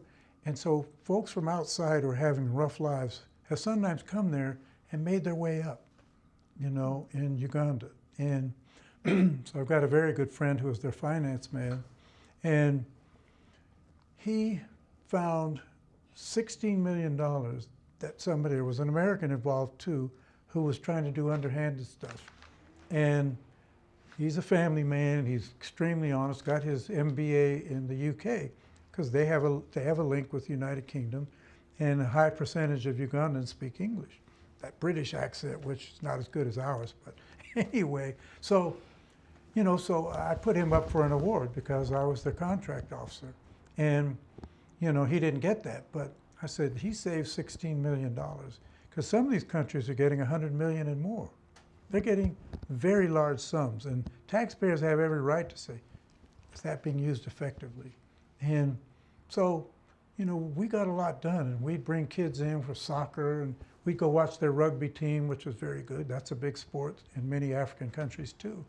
You know, American football is not there. We call it football, but I mean, football, they don't kick it that often. They're throwing it, but they do kick field goal. But anyway, so yes, I think we had a major impact in that way to recognize, share, and publicize. Right, so what are some of the other priorities for the country when you were there? It was poverty, you know, and they're not alone. We've got it here. But it was trying to make sure that there are ways to feed. And sex workers are going to be anywhere in the world where you've got, well, males too, but where you've got poor women in particular. But there, you know, we have to go and try to find ways to solve those dilemmas and to reduce those numbers, and to, again, encourage the girls and women that we've got another way to go. And you can't just tell me that, but you better show me, because my mother's sick, you know, and my grandfather's still living, and he's not doing well. Can you help me get him to the hospital? Because we've got just enough money, and it's not free, you know. So some people are turned away from hospitals because the workers don't make that much. That's where another part of the brain drain is some brilliant laboratorians, brilliant epidemiologists, physicians, and others. You know, I've gone into several places in Atlanta, and I knew people waiting on me were Nigerian. And I would say stuff to them like, "What did that happen?" I said, "What?" I said, "What did that happen? How you day?" They said, "So you know Pidgin English?" I said, "No, I know nothing, no, but I go chop well." They said, "You watch Nollywood?" I said, "No, and I'll be honest, I was in Nigeria." So again, recognizing and seeing that the brain drain, if we can reduce that, there's one way to do it: increase salaries. And there's a couple of brilliant, there's a PhD level microbiologist who's from Nigeria. He returned and he said to the funders at CDC and other places, he said, here, they said, no, these salaries are too high for the employees. He said, no, they're not. They're not high enough. And they said, we don't have, I said, well, we need to find it because these people, I've been teaching some of them in school. He not only was running his agency, but he was professor. And he said, I got some brilliant kids there. They're going to be gone. And do we want to make sure that things go up in Uganda? And so they would get quiet, say, let's just ask for more funding and we can justify it. And places they've done that, there's not the brain drain. So I think that's another one, is to look at the salaries. Yes, the LES, locally employed staff, or the organizations that we're funding, they're glad to have these jobs. And it's more than they were making before, but it's not enough to put their kids in school. And almost everybody has a family. Thank you, thank you. Final question on Uganda. So we read an article about one of the implementing partners, AIHA, working to build biomedical engineering capacities. In what ways did CDC support such initiatives, if at all, and what part of that did you see in your work? Well, I went on site visits. I actually was, I guess that's why I put that in my information, because I visited there and I was so impressed. And the head guy in the lab, and I couldn't get the dentist. I wanted him to go with me because this guy's brilliant and he knows lab stuff, when he finished with dentistry. So I went and they showed that to me. I said, has CDC seen that? They said, well, you guys' funding wasn't the majority. They came in, but we got a world-class lab and we keep temperatures proper, because you're going to get specimens that won't be, read properly. Anyway, so that kind of thing, going and publicizing, advertising, and requesting and saying, we're spending all this money. We better have impact, because taxpayers would not be happy to read a story in some magazine or newspaper about the money's going down the drain because the testing they're doing is not accurate. Millions of dollars have gone. So as to make sure that the latest state-of-the-art stuff is there, and taking care of staff and equipment, supplies, and educating, all of those things. Thank you. Oh, let's ask one question about reflection about your work with PEPFAR. So over the course of your career, you've seen PEPFAR's work in a number of African countries, and then you've seen it domestically as well. How would you measure the impact of PEPFAR in general, or in any of the African countries you worked in? How have things changed or not over time? Well, again, I've been retired for 4 to 5 years, but I still am in touch with a lot of my friends and colleagues, and it will go down in history, in my opinion, as one of the greatest programs. I mean, the amount of money, nobody has spent that much. I give former President Bush major props to have the courage to do that and to push it through. And so it will hopefully set a model for other things, whether it's related to girls and women, whether it's related to handicapped people, you name it. Poverty, probably never going to get rid of it, because people at the top are always making the rules, and they make the rules, and there's some very rich people who've done tons of good with it. But in general, it doesn't happen. So that will be hard to change. But if we can, work with people on birth control, yes, you can have kids, but can you wait a little while until you're in a better place and a better position to be able to support? We understand you wanting a child or more than one, but think about this and show them movies of women that have had 5 or 6 kids, and they're on the street somewhere with their hand out and they've got kids with them, and it's a tragedy, that we can avoid or reduce considerably. I agree. Thank you. So thinking about PEPFAR, it was designed with accountability in mind, right? What kind of data was being collected? There's no AC in this room, is there? Who needs AC? Getting one. It's overrated anyway, right? And I'd rather be warm than too cold. That's just me. But anyway, repeat the last part just briefly. Yeah, we're thinking about accountability now. So what kind of data were being collected? people placed on treatment, people identified, treated with the proper medications, and making sure the laboratories are properly equipped. We have good equipment to get people out in the field, and we allow our grantees to be able to upgrade as needed. So I think it's things I've probably touched on, but it's just, again, having the resources, having the knowledge, feeling like you're important and what you're doing is not just a job because you couldn't find one, anywhere else.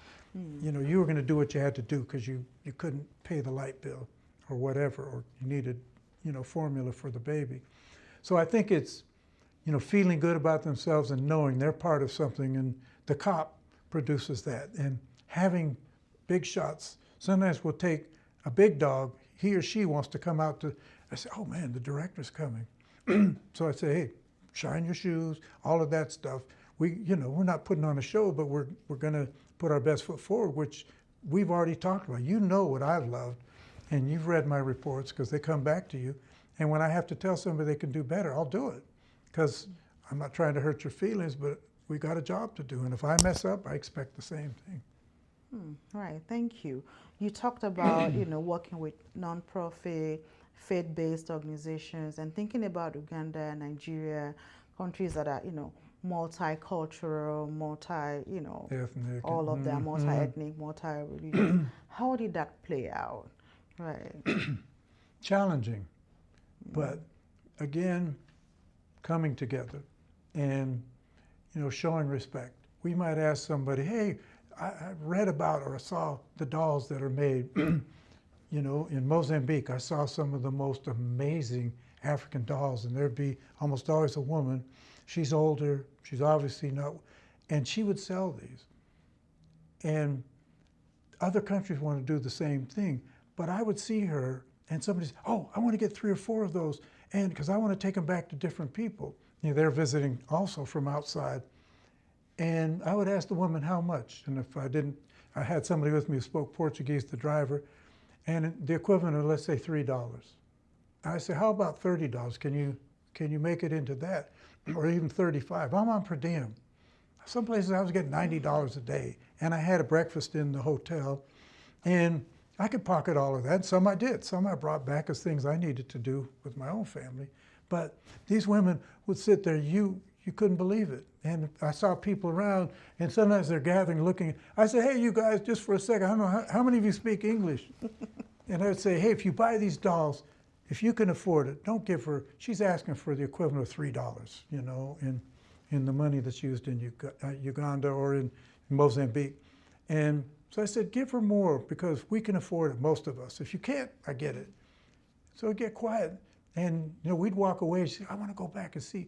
They were dishing out more money. So I think it's, finding ways to, appreciate people and this expertise that's been passed down through generations. And I said, where's the men making dolls? They'd probably mess them up, but, they'd have big toenails and stuff and, coming out of the shoe.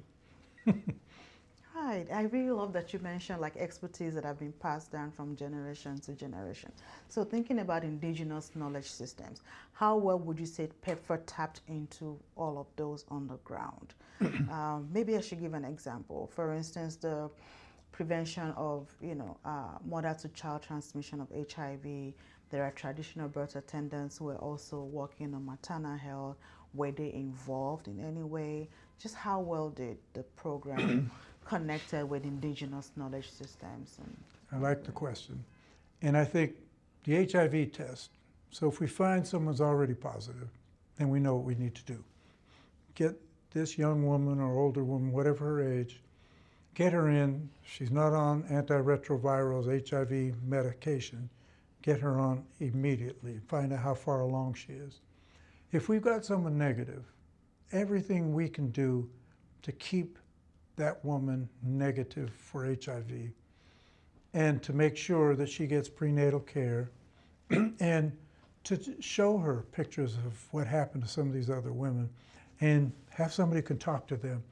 And if they speak my language and say, I know you want a healthy baby. You're a beautiful young woman and I'm so impressed with you. And how can we go about moving forward and making sure that this virus does not pass on to you or later to your baby. And you may even have some friends you can educate, do that peer thing. So I think it's, showing her what can happen. And here's a baby that was stillborn. I don't want to get you upset because you're carrying a baby. We want you're obviously taking good care of yourself. You look healthy. I think are you eating well? Yeah, ask those kinds of questions, and then get to the place where we want her to be careful. If you engage in sex use a condom. If your boyfriend, husband, or anyone else wants sex, you have to say no. And if it's forced on you, then please beg him to wear a condom. And if he won't, then right afterwards, it's medical time. We've got some amazing medications now. Hopefully you have a way to get to where those are, because the pharmacies are not going to give you. They're going to charge. They got to make a living, unless they're government subsidized. I was in Dominican Republic, and there were certain pharmacies that were known, they would give you stuff for free if it was HIV related. So other countries need to pick up on those gems that work. And if you're a pharmacist and you're getting extra money, you're glad to help your brothers and sisters out, sisters in particular, obviously. Thank you. You've talked a lot about women, so I love that gender has been coming up from everything that you've been saying. You talked about their role and then the prevention of mother to child and how they were, connecting with their husband. Are there other ways that gender, came up for you in your work? I think it was homophobia was one, and also trying to teach men, who are overly chauvinistic, and to be able to try and break them down. It's not easy. Some are geared that way, and they've got the body language where they don't want to hear it. And they're using the B word left and right for women, and that's not needed, not appropriate. And when I've had guys doing that, I said, can I ask you about that word? I said, we all had a mother, and I'm just wondering if somebody were to say that to your mom, I don't think you'd like it. And so I just, you may not change, but there's better ways. This woman, this young woman, or my sister, or whatever, you can do better. And we all can. Man, there's some men who are highly sensitive and very respectful. My Ugandan friend I talked about, I wish he'd been my dad, because I would have, right now I'd probably have $2 or $3 million. And then we could give it away, right? But no, seriously, I think that's the way it needs to go, is teach and keep trying to work on somebody. If they're angry and they're going off, we're not going to stop them. If they got a pimp mentality, and those guys are out there, it's how they make a living, and they're not going to change anytime soon, unless somebody can infiltrate and can actually get to them. And you're getting in on my game. This is how I make a living. This is my, posse, or whatever bad term they may want to use. Would you say the HIV pandemic impacted on maybe men more or women more, or just what was your perspective? Both, but early on and to this day, it's still a problem among gay men. And there's bisexual men, like I think I mentioned earlier, where they've got a wife, she doesn't know, he goes to hang out, the fellas and I are going to watch a game, and all these other guys have girlfriends or wives. These guys get together to watch football, and there's more going on than just the game. They're engaging in sex with other men. And some men, are honest and tell a woman. Some will marry a woman because they've been pressured by family in the church. Church is another one we could talk about for an hour, which we don't need to, but we know a lot of that. But it's to get to the point where, say, if you can't change this, think about it, because you don't want to see a little baby, and the baby pictures helped a lot. When I used to use those and say, this child didn't have a chance. It's a cute little boy, or it's a girl, and so, and then trans thing is another big issue, the transgender community, and I've worked with them as well.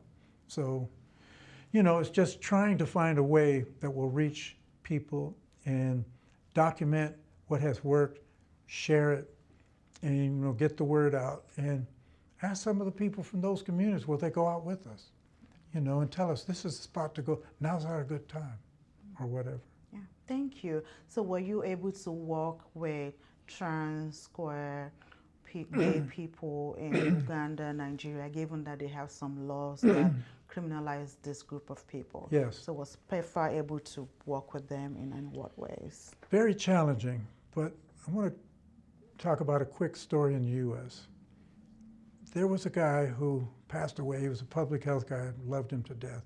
He set up 2 conferences for transgender people, whether male to female, female to male, in Los Angeles and in the San Francisco Bay Area, Northern and Southern California. He said, I want you to come and facilitate one of the breakout groups.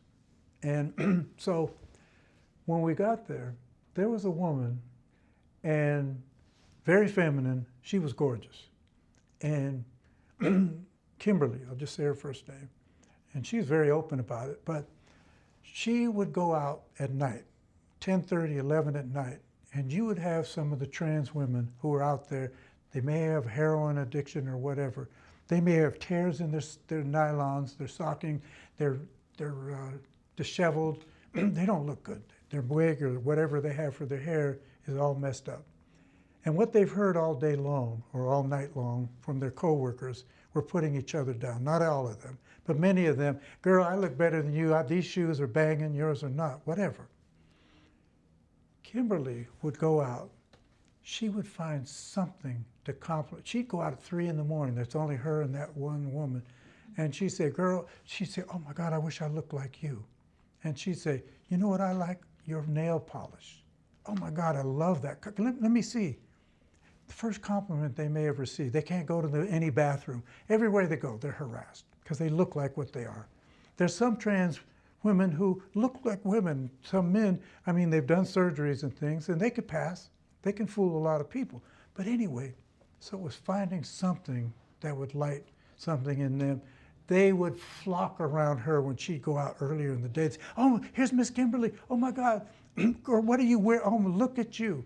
And she'd say, oh my God, hi everybody. And she'd bring some kind of treats. Made them feel, said, you guys need to support each other.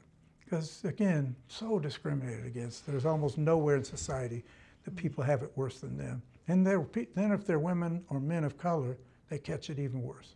But it's not easy for any trans people. Thank you so much. You have given a lot of your years and effort, expertise into this PEPFAR project, and you're very passionate. You've shared a lot with us. So when you reflect on your work with PEPFAR, how does that make you feel? How did your involvement with PEPFAR impact on your life, professionally, but also personally? You know, the successes and the triumphs that we had were wonderful. But when the politics was and has been negative more recently, it's difficult. You don't want to see you've made progress and suddenly you're going back down the hill. But we can't control, you know, what's beyond our, and we can't work forever. You know, and even at my age now, I still get invited sometimes to give talks of different things, and I'll say, you know, I can go do it, but I still stay on top of most of what's going on through the media and my CDC connections and colleagues. You know, so again, for me, it's kind of just grateful for what we did, and as a team, we all, you know, almost all of us made a difference. And you know, the people that give you props and you know, and you say, okay, this was worthwhile. You know, I didn't go to something I didn't want to do all day, and I was making 5 times as much as I was, you know, as a public health person. And CDC salaries, they go up. They're very decent, you know, and you go up to the GS 14s and 15s, and I made it up in that level, you know, but it was close then, you know, to throw in the towel. And I got to meet people like Dr. Tom Frieden, former CDC director, Frieden. Most people have seen him or know who he is. Brilliant guy. And he went to listen. He came out, we did Ebola work in Liberia. He asked, what are you guys doing? What's working? Here's this brilliant guy. And we had a group of gang guys, and we were calling, not we, I didn't come up with the name, but it was something like the gang group or whatever, the pistol carriers. He came and he talked to many of us separately. And one guy said, he said, you guys don't use that word. And they said, what do we use? He said, call them the VIPs. So we went out there. I tracked down one guy who had sadly had killed one of the co-workers in the gang. He was the leader of the gang. His girlfriend, he wasn't married, had just had a baby. And one guy among that group tested HIV positive. Excuse me, Ebola. He had Ebola. I'm going back to HIV. And so we were highly frightened. Nobody could gain rapport with those guys. They had a woman who was the leader. She had to weigh 300 pounds. She was big. She would wear these big dresses. And when the police would come in, they said, we're looking for, let's say Ace. That's the name of the guy that they were looking for. And she would get up, and she would have drugs in front of her. And she'd get up, she'd take her muumuu off and be naked. And she'd walk toward and they took off. The power of a woman, right? She knew what to get them. You want some of this? Come on, I'm gonna give you everything. So we got to her, and the state that she was from in Liberia, the phlebotomist was a woman, and she was from that same state. And nobody could get blood from her. And they said, we got to get her blood. She's the ringleader, and if she's got it, we're going to have quarantine up the yin-yang. So we got her to allow her blood to be drawn. You won't believe this, but the first specimen that she collected, I saw it was a tube of blood, got it to the laboratory, and there was a world-class laboratory set up there in Liberia, in the embassy. That specimen turned out to be what's the word? I should remember it. It was not positive or negative. It was a neutral test. And they said, got to get another blood from her. And I said, I'm going to slap myself instead of slapping you guys. So I slapped myself. She went back out, got a second blood from her. She said, let me go, but you don't have to go. I know where she is. She knows me. I said, I love you to death. We're still friends to this day. She got a specimen. It turned out negative. But one of the other guys, like I said, did get it. He didn't pass it to anybody else. He was the guy who was killed by the leader. And amazingly, I tracked him down. He trusted nobody. He trusted me. So there's an amazing man, Dr. Mosoka Falla, F-A-L-L-A-H. Mosoka got a PhD from Liberia. He went to University of Kentucky in the US. Nobody would talk to him. He later made Time magazine. Somebody else was giving credit for something I did with him. I didn't make Time. I don't care. But the other guy who did, he was a physician, older white man, big belly. This guy would go out anywhere, and he, as a doctor, he would go to the pharmacy and buy stuff out of his own pocket. That's the way you got to do things. Then there was a little, I'll jump from Liberia to Lagos. You may have heard that there was a little short outbreak in Lagos. Person was supposed to be isolated and quarantined. They left and went to Lagos, 20 million people. And there's so much going on in Lagos. I've been there a few times. He went in there and he did some testing and they found the person, gained their rapport, and got them to go into quarantine, and it didn't spread. But a couple of medical people served people, they died of Ebola, and it didn't spread further. Minor miracle. If that had taken off in Lagos, I don't know what would have happened, but it would have been a catastrophe. It's bad enough when you have a few people. So I think all of those things, it's just using the right people, giving them their props, and all of that good stuff. Thank you. What would you say is the most misunderstood thing about PEPFAR project? That all this money is going to these countries and it's never they're not gonna change. They're not gonna get better. And until we put people on the news and show this is Dr. So-and-so, that brings me to one other Liberia. There was a woman who had just passed, she had gotten through medicals, it wasn't yet certified as a physician. She had just gotten through and she was exposed to Ebola. They got her to the treatment centers. These were phenomenal. We could bring them 24 hours a day, 7 days a week. And her life was saved. And this woman has moved on to become a physician. So and I think she's a pediatrician. I don't know if she's GYN or not, but phenomenal story. So I think when we can tell those kinds of stories and say, folks are worth saving, and these monies are doing good.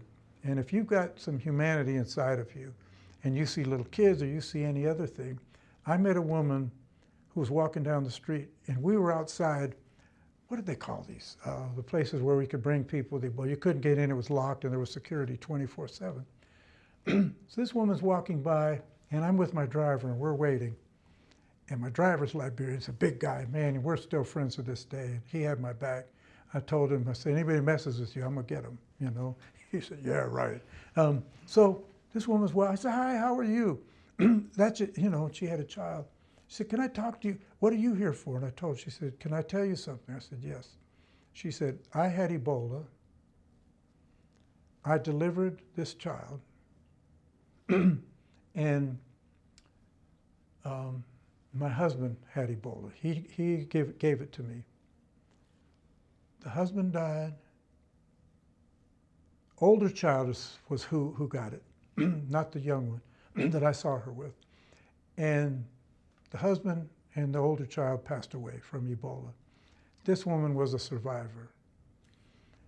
And everywhere she went for services in Monrovia, Liberia, she was turned down. She said, well, you don't have HIV. She said, I've been exposed, you know, and I need, she said, how many, so I knew how many tests she needed to get for follow-up. I said, you don't have it. She said, but nobody will hire, I don't have a job, and I don't know how to make it. So I said, we're going to make some phone. I got her information, and we gave her a ride home. And the driver, he said, do you want to drive? She can get in the car? I said, oh, by the rules, she's not supposed to, but she's negative. You're not going to get it. I understood his concern, because education is great. So we took her home. We got her linked into several programs. And I said, I want to get you in some educational things. Very bright woman. And I can't imagine the suffering she went through, you know. And here she's got a child she wasn't able to feed. So, you know, I'm getting this big per diem. I said, here, I can't take that. I said, well, then drop it on the ground and pick it up when I'm not looking. So, you know, there's all these stories. And, they, you know, when the word passes, and there were people, I'll tell you another quick one, kind of off a little bit. But there were people, there were food people, there were people from lots of different programs that came during the Ebola outbreak in Liberia. World Food, World this, all these people. So I go by some places and I was taking their temperature. You could take it from a distance with these handheld thermometers. And some people knew how to repress to lower the temperature. One guy said to me, you know, I'm going to be honest with you. You're a nice guy, you come in, you speak to us, you treat us very well. He said, but you're not going to be here after 8 p.m. It's going to be dark. And I said, I have no food. World Food didn't come. And he said, so I'm just going to tell you, I don't have much. You gave me something, but I'm going to go get some things. We got a new baby. So I said to him, what's your shopping list? So I told Bill, the driver. And so we went to the supermarket, got it, brought it back. I said, you didn't get this from me. And he is smart. He knew what to get. He got a little game, you know, play game for the kids and the adults. And the guy said, he said, I'm almost in tears. I can't believe you guys. I said, but you didn't see us. I don't know, World Food from chicken feed. So anyway, we got creative. And so everybody around was saying, we like this guy. They got my Nigerian name, Igwe, and which I'm not a chief, but I got the name, from a real Igwe. He said, no, you're an Igwe. But anyway, so we did what we had to do. And we met their needs and said, when you get extra food, what are you going to do with it? He said, I've got neighbors who are hungry. I can leave it outside for them to take it. And so it's not going to go to waste. And he said, thank you, because my family's hungry. I said, yeah, you don't want to lose more families from more family members. So it's those kinds of things. You do what you need to do. You don't want to break rules. And I said, when the World Food Company people, don't say you already have food. He said, that's what I was going to do. I said, but you didn't see this guy. I look Liberian, I know, but anyway, so, you know, those kinds of things, creativity and being willing. If they pull me on the carpet, I'll say, well, you know, he wasn't supposed to leave, but World Food, I know there's a lot of people they have to deliver to, and it's not just in Monrovia, it's in Bong State and some of the other outlying areas. Thank you so much. Thank you for talking about stories that we need to correct the misconceptions about PEPFAR. What other voices do you think are missing that needs to be part of those stories that we need to hear? Another excellent question. And I think it's for the naysayers, and some of them won't change, but to say to them, you can still believe like you believe. It's like the kids, you go in certain places and they're on skateboards, they got polio when they were little. Anybody who's been to Nigeria has seen these kids in big cities or even smaller towns on skateboards looking, because nobody will hire them. You know, they're not infectious, but they got polio, which we've almost wiped out. It's very close. And so I think it's to be able to say, you may not support this, but there's worse things money could go to. I hope you can go along with it. Yes, you're right, there's other projects, but this is something that's good. Public health works, you know, vaccines work. But so please let us do what we're doing and support it. You know, and if folks on the right, there's some Republicans like George Bush. You know, look what this guy did. And he was very humane. And then there's others who, you know, we're going to take care of the rich and we're going to tell you everything's going to be good. I mean, we've seen what's gone at CDC. We got some brilliant people that aren't there now. These women, I don't think there was a single man, and all of them have devoted med school, PhDs, and everything else. And there's already been some measles outbreaks in the U.S. So I think for the overseas thing, again, back to your question, is just to make sure that we do everything we can to try and share and see what kind of sensitivity and willingness to adapt and change. Because most of us in life, something that I firmly believe that's been proven to me I was wrong, I'll be the first to say I was wrong, you know, and thank you, you know, and don't tell anybody. I'm still going to sneak another cookie, you know, you said I'm eating too many. So, but you know, on a serious note, I don't know if that covers kind of what you were asking. Yes. But it's to try and get those that are negative to at least say, you don't have to support it, but with your own, but realize it's going to do good. And I think you're doing pretty well, and we want you to do well too. You know, our politics can be different, but you know, we're human. Thank you. You have highlighted the significant impact of this project, PEPFAR. What will be the impact if it is not reauthorized with legislation? Well, you know, Ebola's quiet right now. It's not impossible for it to come back. So I think to keep up our screening systems, you know, radar in the air. I mean, CDC's got people 24/7 who can be reached. Anybody who's been to the CDC office, there's this it's like a movie theater. You go in, there's rows and rows and rows, and sometimes there's only a few people allowed in. Things are so secret. But they've got all this fabulous equipment. They've got the stuff that you can see all over the world. They got the satellite stuff working. And so they need to get the information so response can happen. The faster, the better. You know, again, somebody who's choking and nobody knows CPR, they're not going to make it unless somebody jumps in and clears the throat and does mouth to mouth, and they don't have one of the bags. So I think it's just letting them know that this is for the greater good as humans.